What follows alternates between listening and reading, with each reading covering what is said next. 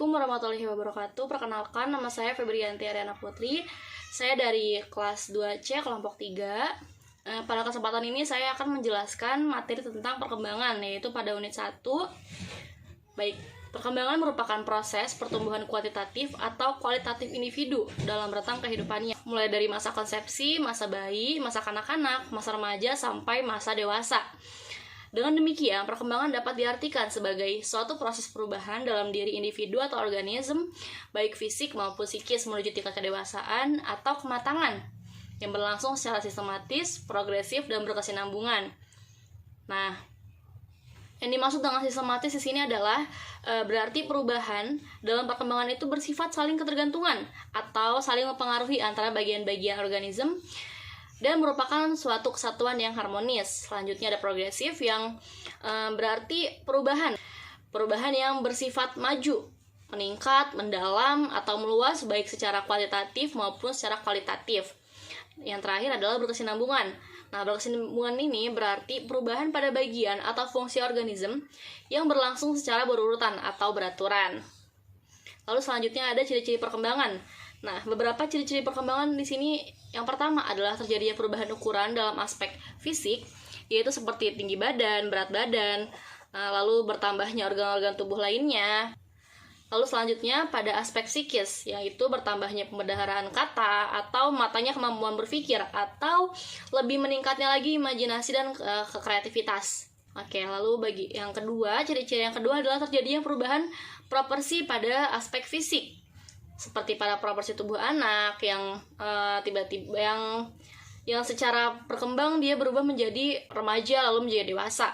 Lalu yang selanjutnya adalah lenyapnya tanda-tanda lama dalam aspek fisik. Yang keempat adalah munculnya tanda-tanda baru dalam aspek fisik, yaitu seperti pergantian gigi matang atau organ-organ yang mulai mengeluarkan ciri-ciri kedewasaan, seperti pada wanita ada menstruasi, atau pada laki-laki itu mulai bertumbuh bulu-bulu halus seperti itu. Lalu di sini ada prinsip-prinsip perkembangan. Nah, di sini ada uraian prinsip-prinsip perkembangan. Yang pertama, perkembangan merupakan proses yang tidak pernah berhenti sepanjang hidup individu. Jadi hingga kita menutup usia, kita akan terus berkembang. Lalu yang kedua, semua aspek perkembangan saling mempengaruhi. Yang ketiga, perkembangan mengikuti pola atau arah tertentu. Yang keempat, perkembangan menjadi tempo yang berlainan. Yang kelima, setiap fase perkembangan mempunyai ciri khasnya masing-masing. Lalu yang terakhir adalah setiap individu yang normal akan mengalami tahapan atau fase perkembangan. Mungkin sekian dari saya untuk unit 1, kita akan lanjut ke unit kedua. Baik, materi selanjutnya yaitu di unit 2 ada karakteristik dan perbedaan individu. Manusia adalah makhluk yang dapat dipandang dari berbagai sudut pandang. Sejak ratusan tahun sebelum Isa, manusia telah menjadi salah satu objek filsafat, baik objek normal yang mempersoalkan hakikat manusia maupun objek material yang mempersoalkan manusia sebagai apa adanya manusia dan dengan berbagai kondisinya. Sebagaimana dikenal adanya manusia sebagai makhluk yang berpikir atau makhluk yang berbentuk dan makhluk yang dapat dididik dan seterusnya. Berbagai pandangan itu membuktikan bahwa manusia adalah makhluk yang kompleks. Bangsa Indonesia menganut pandangan bahwa yang dimaksud manusia secara utuh adalah manusia sebagai pribadi yang merupakan pengejawantahan menunggalnya berbagai ciri atau karakter hakiki atau sifat kodrati manusia yang seimbang antara berbagai segi, yaitu segi individu dan sosial, jasmani dan rohani, dunia dan akhirat. Keseimbangan hubungan tersebut menggambarkan keselarasan hubungan antara manusia dengan dirinya, manusia dengan sama manusia dengan alam sekitar, atau lingkungannya dengan manusia dengan Tuhan. Uraian tentang manusia dan kedudukannya sebagai peserta didik haruslah menempatkan manusia sebagai pribadi yang utuh. Lalu selanjutnya adalah karakteristik individu. Setiap individu memiliki ciri dan sifat atau karakteristik bawaan dan karakteristik yang diperoleh dari pengaruh lingkungan. Nah, karakteristik bawaan merupakan karakteristik keturunan yang dimiliki sejak lahir, baik yang menyangkut faktor biologis maupun faktor sosial psikologis. Nature and nurture merupakan istilah yang biasa digunakan untuk menjelaskan karakteristik individu dalam hal mental dan emosional pada setiap tingkat perkembangan. Menurut Kamus Besar Bahasa Indonesia, karakter merupakan sifat-sifat kejiwaan, akhlak, atau budi pekerti yang membedakan seseorang dengan orang lain. Dengan demikian, karakter adalah nilai-nilai yang unik, baik, yang terpatri dalam diri, dan terjawantahkan dalam perilaku. Karakter dapat dimaknai juga sebagai nilai dasar yang membangun pribadi seseorang, terbentuk baik karena pengaruh hereditas maupun pengaruh lingkungan, yang membedakannya dengan orang lain serta diwujudkannya dalam sikap dan perilakunya dalam kehidupan sehari-hari. Sikap dan perilaku budi pekerti mengandung 5 jangkauan, yaitu hubungan dengan Tuhan, diri sendiri, keluarga, masyarakat, dan bangsa dan juga alam sekitar. Yang selanjutnya adalah perbedaan individu. Sifat individual adalah sifat yang berkaitan dengan orang per orang, berkaitan dengan perbedaan individual perseorangan, ciri dan sifat orang yang satu pasti berbeda dengan orang yang lainnya. Nah, perbedaan ini disebut dengan perbedaan individu atau perbedaan individual. Maka, perbedaan dalam perbedaan individual menurut Langdon menyangkut variasi yang terjadi, baik variasi pada aspek fisik maupun psikologis. Seperti seorang ibu yang memiliki seorang bayi, bertutur bahwa bayinya banyak menangis, banyak bergerak, dan kuat minum. Ibu lain juga memiliki bayi, tapi mungkin bayinya lebih pendiam, lebih banyak tidur, dan lebih kuat minum daripada yang satunya lagi. Cerita kedua ibu ini telah menunjukkan bahwa kedua bayi menunjukkan ciri dan sifat yang berbeda satu dengan yang lainnya. Menurut Gary, tahun 1963 mengategorikan perbedaan individual ke dalam bidang-bidang sebagai berikut. Yang pertama adalah perbedaan fisik seperti jenis kelamin, usia, berat badan, tinggi badan, dan lain-lain.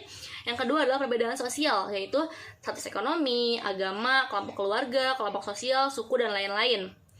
Lalu yang ketiga adalah perbedaan kepribadian. Nah, perbedaan kepribadian ini seperti watak, minat, sikap, pikiran, dan juga sebagainya. Yang keempat adalah perbedaan inteligensi dan kemampuan dasar. Ada orang yang mempunyai kemampuan tinggi, rendah, sedang, sangat mampu, ataupun bahkan kurang mampu. Untuk berikutnya adalah perbedaan kecakapan atau kepandaian di sekolah, lalu perbedaan kognitif, lalu perbedaan individual dalam kecakapan bahasa. Misalnya ada orang yang bisa satu bahasa atau ada orang yang bisa banyak bahasa. Selanjutnya adalah perbedaan individu dalam kecakapan motorik. Lalu yang kesembilan adalah perbedaan dalam latar belakang, seperti latar belakang ekonomi keluarganya, latar belakang keturunannya, latar belakang lingkungannya. Lalu yang ke-10 adalah perbedaan dalam bakat. Nah, setiap individu pasti mempunyai bakat yang masing-masing.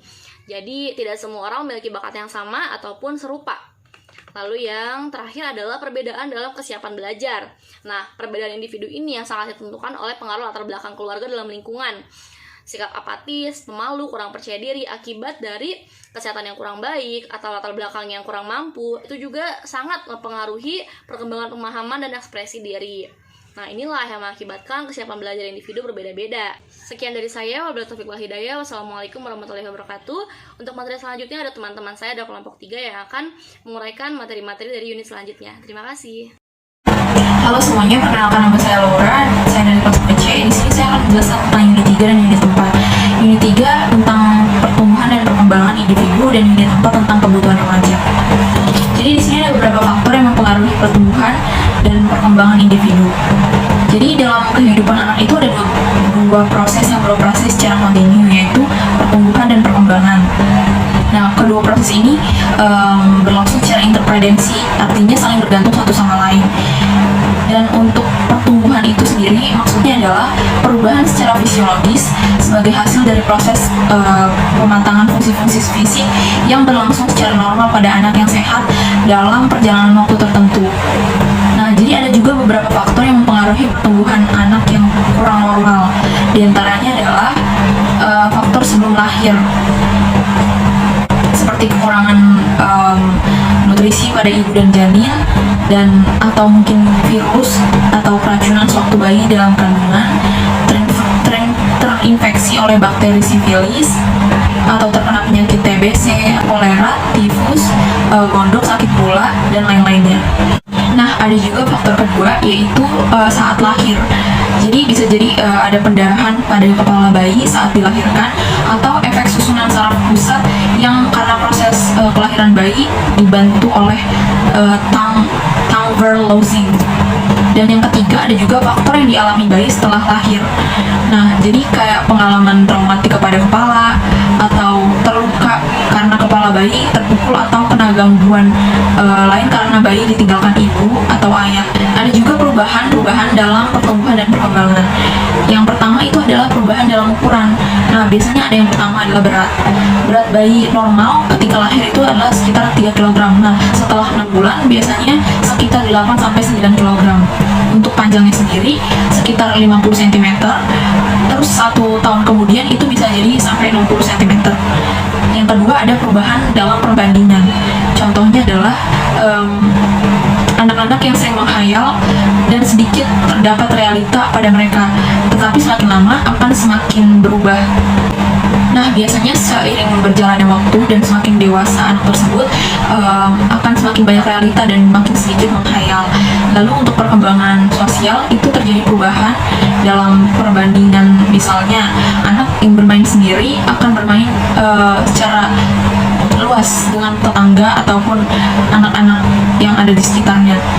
Lalu yang ketiga ada perubahan untuk mengganti hal-hal yang lama. Yang pertama ada kalau bayi biasanya ada kelenjar buntu atau yang disebut kelenjar thymus pada daerah dada, dan sedikit demi sedikit akan mengalami penyusutan dan menghilang setelah dewasa. Yang keempat ada perubahan untuk memperoleh hal-hal yang baru. Contohnya itu adalah ketika bayi kan lahir nggak punya gigi, dan seiring bertambahnya usia mereka mulai tumbuhlah gigi, dan ketika remaja itu mulai tumbuh bulu-bulu ketiak dan bulu-bulu di sekitar alat kelamin. Nah, di sini juga ada yang ketiga, aspek-aspek pertumbuhan dan perkembangan. Yang pertama ada pertumbuhan fisik, yang kedua pertumbuhan setelah lahir, yang ketiga ada intelek. Intelek ini daya pikir berkembang ya, yang semakin dewasa pasti akan semakin bertumbuh saraf otaknya. Yang ketiga ada emosi. Kalau emosi itu merupakan perasaan yang disertai dengan perubahan atau perilaku fisik seperti marah yang ditunjukkan dengan teriakan suara keras atau tingkah laku yang lain. Yang keempat ada sosial, yaitu tentang kehidupan bermasyarakat. Yang kelima ada bahasa. Di sini adalah fungsi bahasa adalah sebagai alat komunikasi yang seperti kita ketahui ya, kita berkomunikasi sedari kita lahir menggunakan bahasa Indonesia. Yang keenam itu ada bakat. Nah, bakat ini merupakan kemampuan tertentu atau khusus yang dimiliki seseorang individu yang hanya dengan rangsangan atau sedikit latihan, kemampuan itu dapat berkembang dengan baik. Yang ketujuh ada sikap, nilai, dan moral. Nah, ada juga nih remaja menurut hukum. Kalau untuk menurut hukum itu seperti usia minimal untuk perkawinan. Itu biasanya untuk anak perempuan itu umur 16 tahun dan untuk pria itu 19 tahun. Untuk remaja yang berada di batas peralihan dari kehidupan seorang remaja menjadi dewasa, itu biasanya ada beberapa faktor yang sering terlihat. Yang pertama, kegelisahan. Sebagai remaja itu pasti kadang nggak tenang ya menguasai diri remaja, karena remaja itu sedang memberontak dan suka banyak keinginan yang nggak bisa dipenuhi. Dan yang kedua itu adalah pertentangan. Nah, pertentangan yang terjadi dalam diri itu menimbulkan kebingungan baik bagi diri mereka maupun orang lain. Biasanya juga ada pertentangan atau perselisihan dengan kedua orang tua. Yang ketiga adalah berkeinginan besar untuk mencoba hal yang belum diketahuinya, seperti anak-anak yang ingin mencoba hal-hal baru yang bahkan mungkin itu bisa menjadi hal yang menjerumuskan, dalam artian contohnya seperti narkoba yang mungkin awal-awalnya iseng tapi bisa jadi menjerumuskan mereka karena itu keinginan besar yang mencoba hal-hal yang belum diketahui. Lalu selanjutnya di sini saya akan membahas unit 4 tentang kebutuhan remaja. Di sini ada jenis-jenis kebutuhan remaja. Yang pertama adalah kebutuhan aktualisasi diri, yang kedua adalah kebutuhan kognitif, yang ketiga adalah kebutuhan penghargaan, yang keempat adalah kebutuhan cinta kasih, yang kelima kebutuhan keamanan, dan yang terakhir adalah kebutuhan jasmania. Masa remaja itu merupakan masa peralihan dari masa anak-anak menuju dewasa. Jadi masa remaja ini adalah masa storm dan stres, di mana banyak remaja yang banyak masalah yang dihadapi karena itu merupakan untuk menemukan jati dirinya atau identitas atau kebutuhan aktualisasi diri. Nah, untuk beberapa jenis kebutuhan yang diklasifikasikan itu ada pertama kebutuhan organik, yaitu makan, minum, dan bernafas. Yang kedua ada kebutuhan emosional, yaitu kebutuhan untuk mendapat simpati dari pihak lain. Yang ketiga adalah kebutuhan untuk berprestasi, di mana anak harus berkembang karena didorong untuk mengembangkan potensi yang dimiliki dan sekaligus menunjukkan psikofisis. Yang terakhir adalah kebutuhan untuk mempertahankan diri dan mengembangkan jenis. Nah, ada juga beberapa masalah yang sering dihadapi remaja.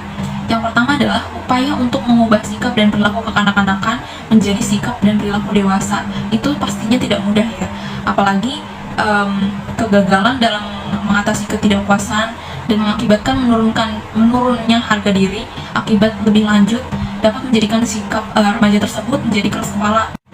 Yang ada malah sebaliknya, yaitu tidak percaya diri dan pendiam.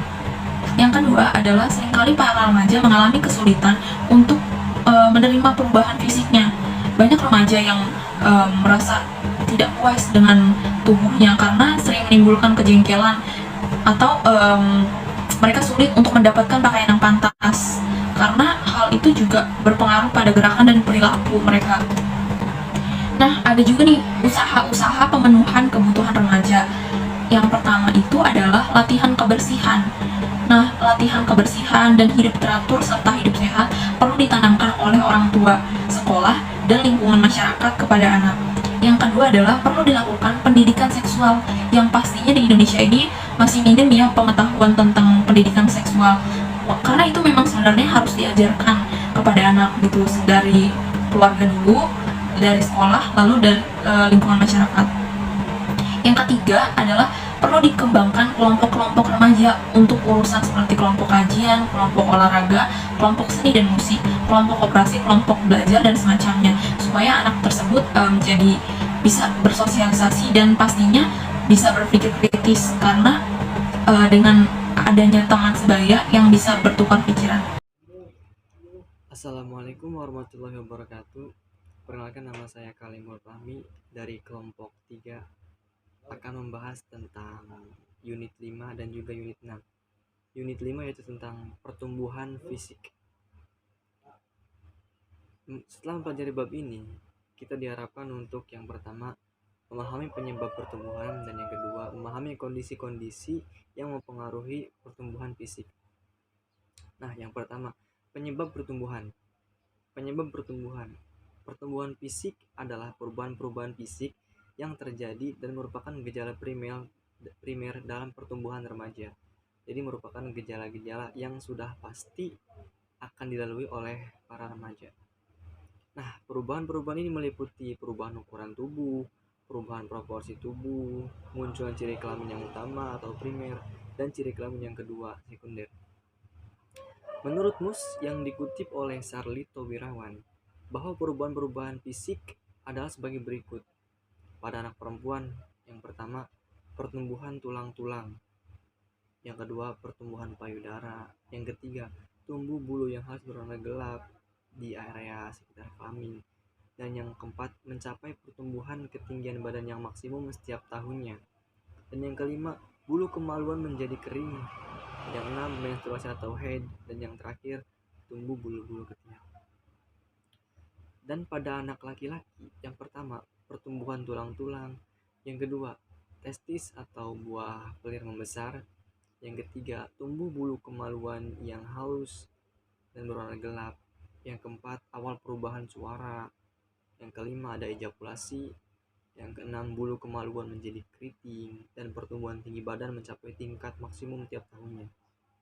Nah, penyebab pertumbuhan pada masa remaja ini adalah karena adanya dua kelenjar yang menjadi aktif bekerja dalam sistem endokrin. Yang pertama ada kelenjar pituitari yang terletak di dasar otak dan mengeluarkan dua macam hormon. Nah, yang pertama ini ada hormon gonadotropik atau disebut hormon yang merangsang, yaitu untuk kelamin, dan yang kedua adalah hormon pertumbuhan. Dan kelenjar yang kedua adalah kelenjar hipotalamus, yaitu kelenjar yang dikenal sebagai kelenjar untuk merangsang pertumbuhan pada saat remaja. Masuk ke perubahan-perubahan fisik yang penting saat terjadi pada masa remaja adalah yang pertama, perubahan ukuran tubuh. Irama pertumbuhan mendadak menjadi cepat sekitar 2 tahun sebelum mencapai taraf kematangan kelaminnya. Setahun sebelum pematangan, anak akan bertambah tinggi 10-15 cm dan bertambah berat 5-10 kg. Pertumbuhan anak laki-laki akan mencapai bentuk tubuh dewasa pada usia 19-20 tahun, sedangkan bagi anak perempuan pada usia 18 tahun. Yang kedua, Perubahan proporsi tubuh. Ciri tubuh yang kurang proporsional pada masa remaja ini tidak sama untuk seluruh tubuh. Ada bagian yang tumbuh dan ada bagian yang semakin proporsional. Misalnya, di masa kanak-kanak jantungnya lebih kecil, sedangkan pembuluh darah kulit begitu nampak, dan pada masa pubertas yang terjadi malah sebaliknya. Di bagian luar tampak pertumbuhan kaki dan tangan lebih panjang dibanding dengan tubuh. Yang ketiga, ciri kelamin yang utama atau primer. Pada masa anak-anak, alat kelamin yang utama masih belum berkembang dengan sempurna. Ketika memasuki fase remaja, alat kelamin akan berfungsi pada saatnya berumur 14 tahun atau untuk laki-laki saat mengalami mimpi basah, dan pada anak perempuan eh, yaitu pada usia 13 tahun, yaitu mengalami fase menstruasi atau haid. Dan yang keempat, ciri kelamin kedua. Ciri kelamin kedua pada anak perempuan yaitu membesarnya buah dada dan mencuatnya puting susu, pinggul melebar dan lebar, bahkan melebihi lebar bahu, dan tumbuh rambut. Sedangkan ciri kelamin kedua pada anak laki-laki adalah tumbuh kumis dan juga jenggot. Otot-otot mulai nampak, tubuh melebar, dan nada suara membesar karena tumbuh jahun. Oke. Dan umumnya perubahan fisik sepanjang masa remaja meliputi dua hal, yaitu ada percepatan pertumbuhan dan juga kematangan seksual. Masuk kepada kondisi-kondisi yang mempengaruhi pertumbuhan fisik anak. Yang pertama, ada pengaruh keluarga. Pengaruh faktor keluarga di sini meliputi faktor keturunan maupun faktor lingkungan. Karena faktor keturunan, seorang anak dapat lebih tinggi atau panjang daripada anak lainnya, yaitu sering disebut dengan faktor genetik atau faktor darah, golongan darah, atau faktor yang menyangkut dengan keluarganya. Sehingga jika keluarganya mempunyai tubuh yang tinggi, maka anak itu akan menjadi tinggi, bahkan lebih tinggi lagi. Dan faktor lingkungan akan membantu menentukan tercapai atau tidaknya perwujudan potensi keturunan yang dibawa anak tersebut. Umumnya pada setiap tahap usia, lingkungan lebih banyak pengaruhnya terhadap berat tubuh dibanding dengan tinggi tubuh. Yang kedua ada pengaruh gizi.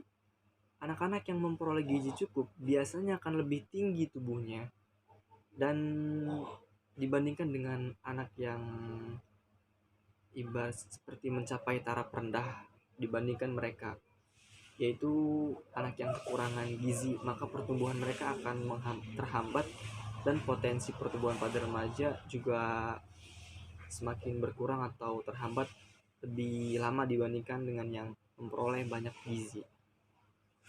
Yang ketiga ada gangguan emosional. Anak yang terlalu sering mengalami gangguan emosional akan menyebabkan terbentuknya steroid and adrenaline yang berlebihan, dan ini akan membawa akibat pembentukan hormon pertumbuhan di kelenjar pituitari. Bila ini terjadi, pertumbuhan awal remajanya akan terhambat dan tidak tercapai berat tubuh yang seharusnya. Yang keempat, jenis kelamin. Anak laki-laki cenderung lebih tinggi dan lebih berat daripada anak perempuan, kecuali pada usia 12 dan 15 tahun. Pada usia ini anak perempuan lah yang lebih tinggi dibandingkan laki-laki. Tetapi tidak jarang setelah tumbuh berumur 15 tahun ke atas, kita malah lebih tinggi, atau anak laki-laki malah lebih tinggi dibandingkan dengan anak yang perempuan. Itu disebut dengan faktor jenis kelamin. Unit 6. Perkembangan intelek, sosial, bahasa, dan bakat khusus. Yang pertama ada perkembangan intelek. Istilah intelek berasal dari bahasa Inggris.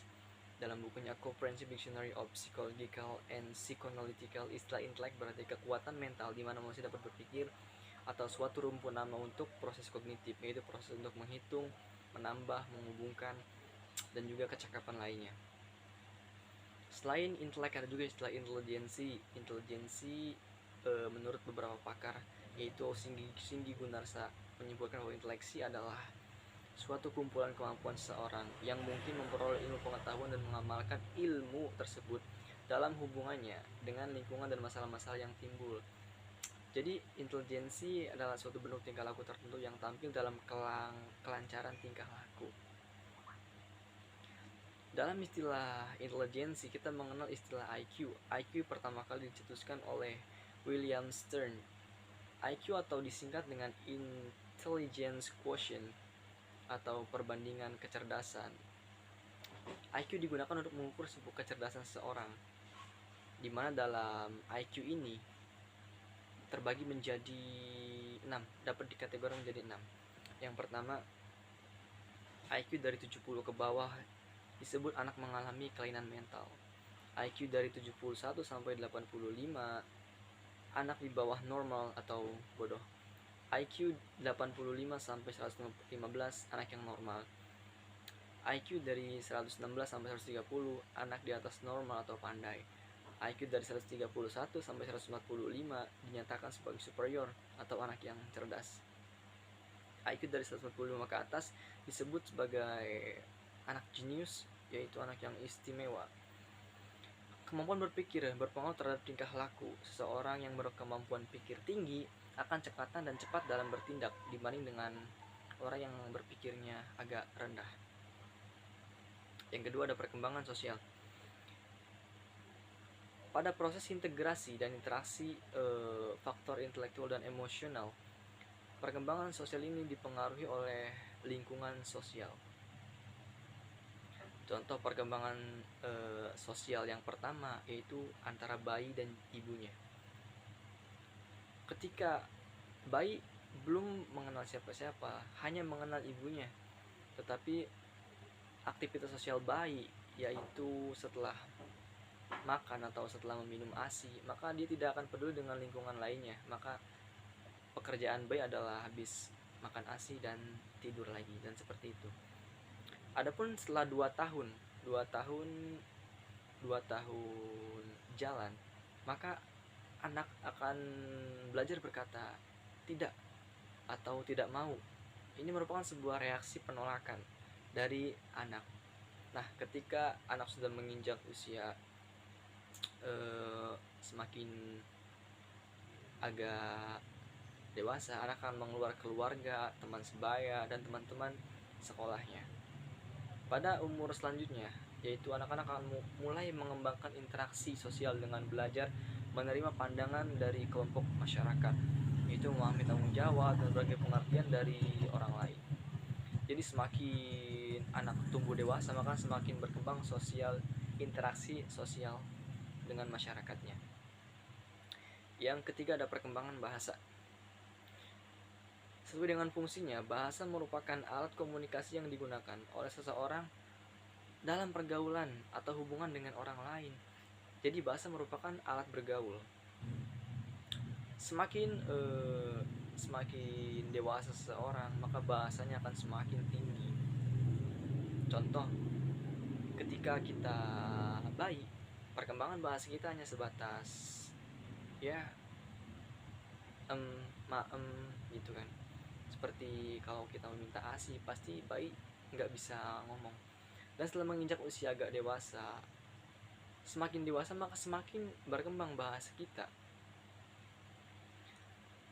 Ini disebabkan oleh faktor kognitif, yaitu kita menambah kosakata dengan apa yang kita dengar.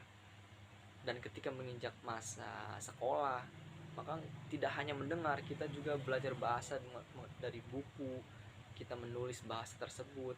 Dan semakin dewasa kita, maka semakin berkembang bahasa yang kita gunakan. Yang keempat ada bakat khusus. Bakat dapat diartikan sebagai kemampuan bawaan yang merupakan potensi yang masih perlu dikembangkan atau dilatih. Umumnya, bakat dikaitkan dengan apa yang menjadi objeknya. Contoh, misal anak ini mudah sekali mengerjakan matematika, mungkin dia ada bakat matematika. Nah, bakat itu, kemampuan bakat disangkutkan dengan objeknya atau materinya. Ketika dia cerdas dalam bahasa Inggris, mungkin bakat dia di bahasa Inggris. Jadi kemampuan khusus yang dia miliki, bakat biasanya tidak banyak. Ada beberapa bakat yang dimiliki seorang, tidak semua bakat dimiliki oleh semua orang, tapi setiap orang pasti ada sebuah kelebihan atau bakat khususnya. Jadi bakat merupakan salah satu aspek yang harus diperhatikan dalam membantu perkembangan seorang individu. Bakat adalah sifat atau kemampuan potensi yang dimiliki seseorang dan akan berkembang dengan amat baik apabila diperoleh rangsangan yang tepat. Ada individu yang memiliki bakat khusus seperti melukis, olahraga, seni musik. Secara umum bakat itu mencakup 3 dimensi, yaitu dimensi perseptual, psikomotor, dan intelektual. Oleh karena itu, bakat kaitannya erat dengan keberhasilan atau prestasi hasil belajar. Dengan bisa menentukan bakat seseorang, bakat seorang anak, seorang siswa, jika kita memupuk bakatnya terus-menerus, maka anak itu akan mencapai hasil prestasi belajar yang melebihi orang lain. Itu yang disebut dengan bakat khusus. Terima kasih, sekian dari saya. Wassalamualaikum warahmatullahi wabarakatuh. Unit 7. Perkembangan afektif. 1. Memahami perkembangan emosi. 2. Memahami perkembangan nilai moral dan sikap. A. Perkembangan emosi. Kehidupan seorang pada umumnya penuh dorongan dan minat untuk mencapai atau memiliki sesuatu. Seberapa banyak dorongan-dorongan dan minat-minat seseorang itu terpenuhi merupakan dasar dari pemenuhan emosionalnya. Perjalanan kehidupan tiap-tiap orang tidak selalu sama. Kehidupan mereka masing-masing berjalan menurut polanya sendiri-sendiri. Seorang yang pola kehidupannya berlangsung mulus, di mana dorongan dan keinginan atau minatnya tercapai, mereka cenderung memiliki perkembangan emosi yang stabil, dan dengan demikian dapat menikmati hidupnya. Seorang individu dalam respon sesuatu lebih banyak diarahkan oleh penalaran dan pertimbangan yang objektif. Akan tetapi pada saat-saat tertentu di dalam kehidupannya, dorongan emosional banyak campur tangan dan memengaruhi pemikiran-pemikiran dan tingkah lakunya. Oleh karena itu, untuk memahami remaja, memang perlu mengetahui apa yang dipikirkan dan lakukan. Pengertian emosi. Perbuatan atau perilaku kita sehari-hari pada umumnya disertai oleh perasaan-perasaan tertentu seperti takut, cemas, dan benci. Hal demikian disebut warna afektif. Jadi, emosi adalah warna afektif yang kuat dan ditandai perubahan fisik. Pada saat terjadi emosi, seringkali terjadi perubahan-perubahan pada fisik, antara lain seperti pupil mata yang membesar bila ketika kita sedang marah, atau bulu roma berdiri bila ketika kita sedang takut, dan masih banyak lain. 2. Karakteristik perkembangan emosi.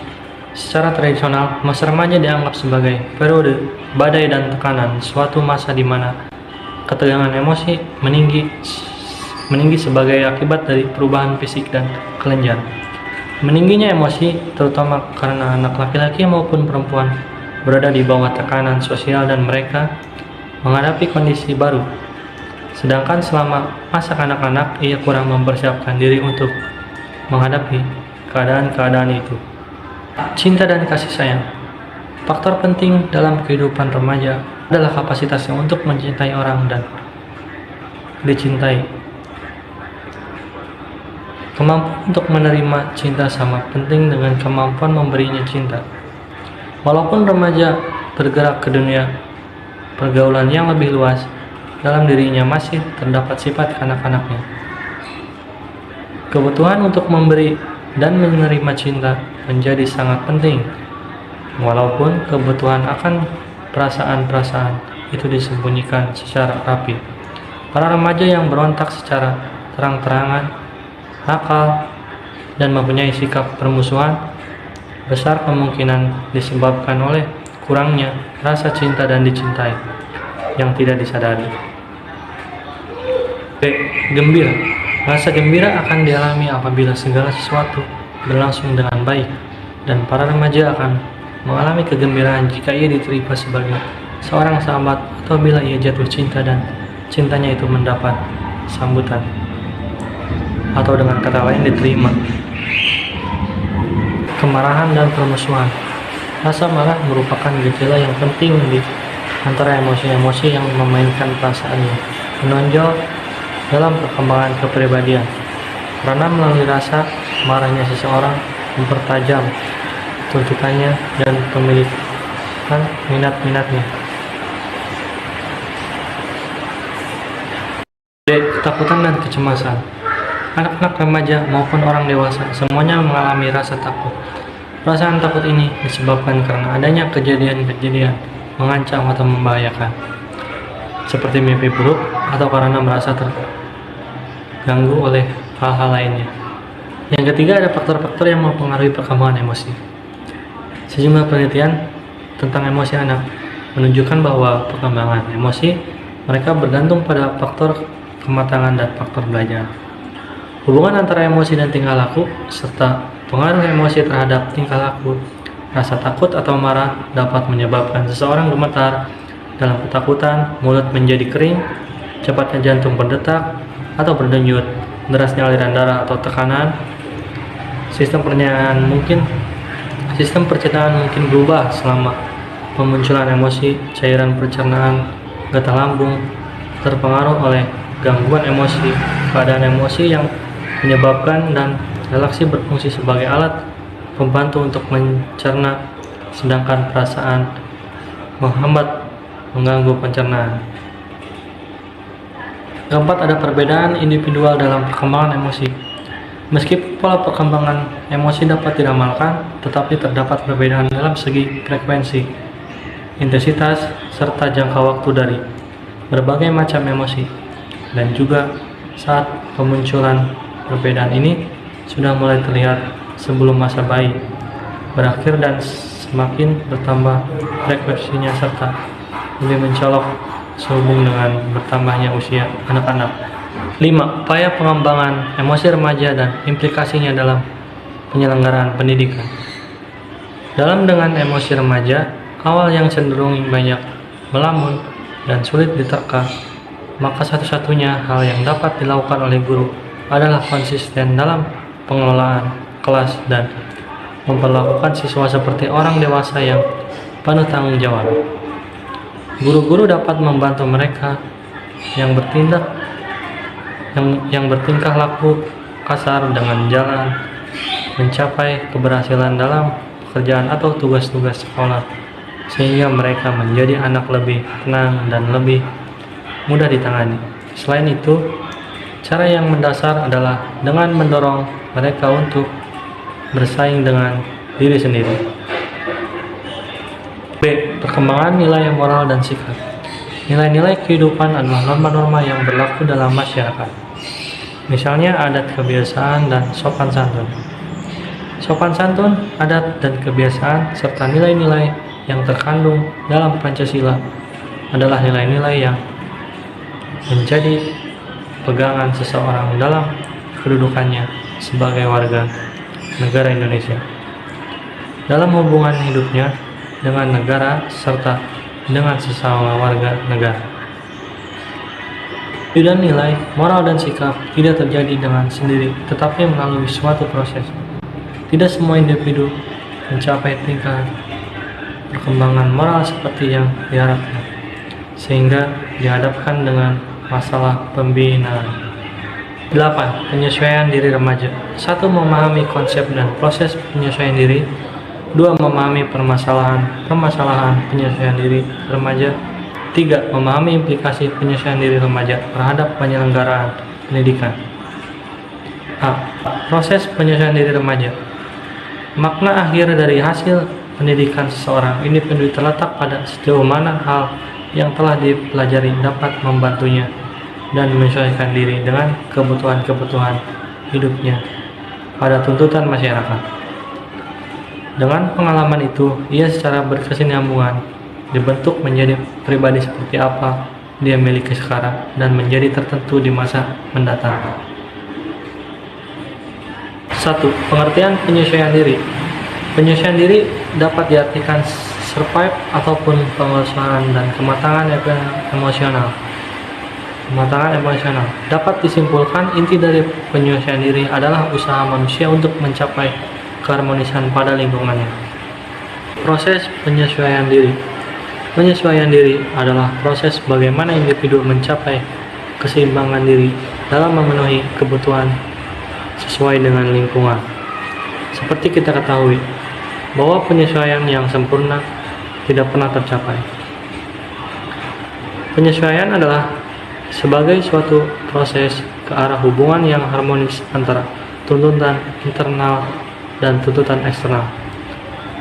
Dalam proses penyesuaian, dapat saja muncul konflik, tekanan, dan frustasi, dan individu didorong meneliti berbagai kemungkinan perilaku untuk membebaskan diri dari ketegangan. 3. Karakteristik penyesuaian diri. Tidak selamanya individu berhasil dalam melakukan penyesuaian diri, karena kadang-kadang ada rintangan-rintangan tertentu yang menyebabkan tidak berhasil melakukan penyesuaian diri.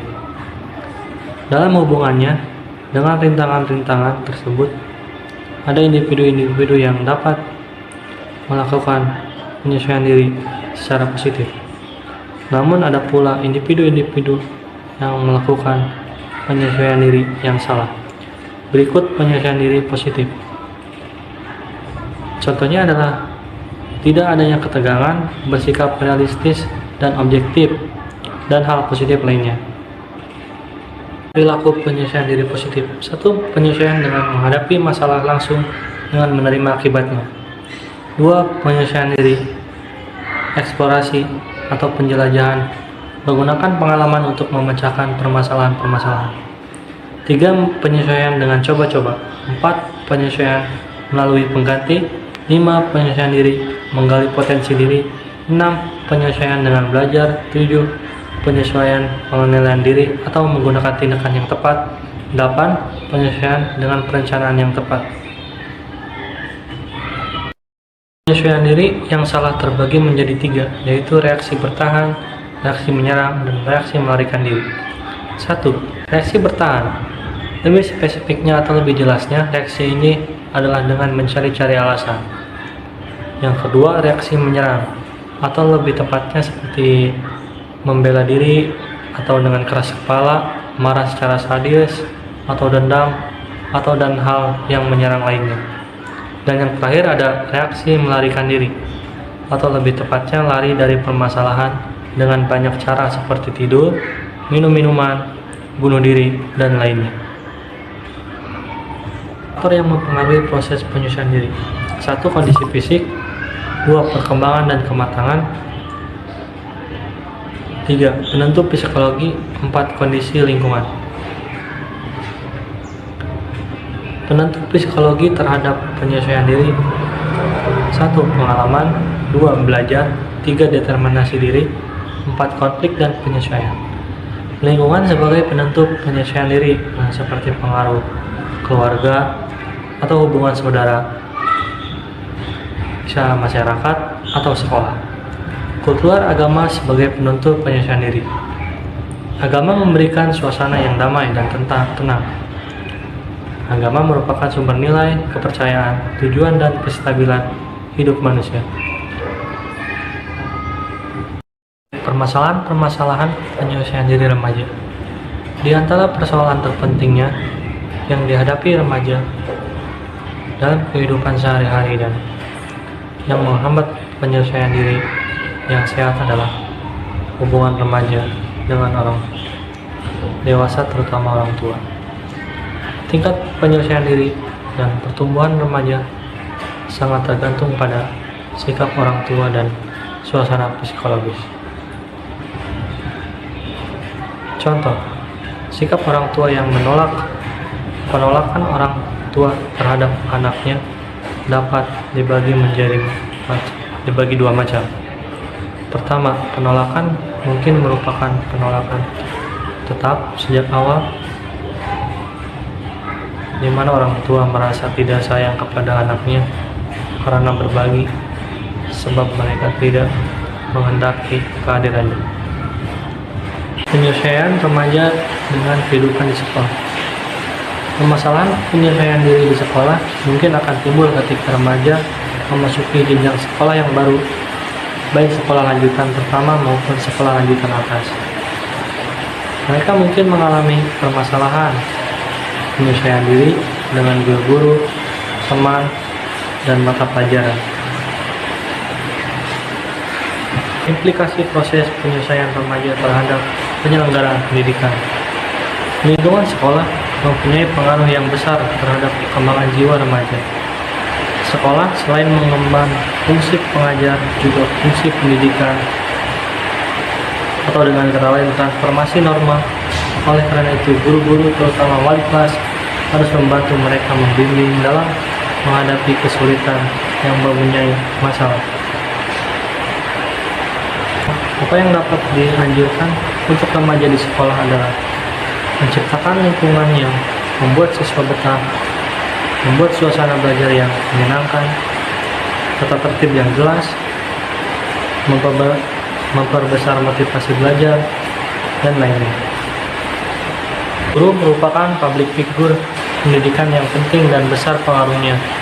Maka dituntut sifat guru yang efektif, seperti ramah, mampu mengontrol diri, mempunyai humor, mengakui dan mengetahui kesalahan, antusias, jujur dan objektif, dan yang terakhir pengertian.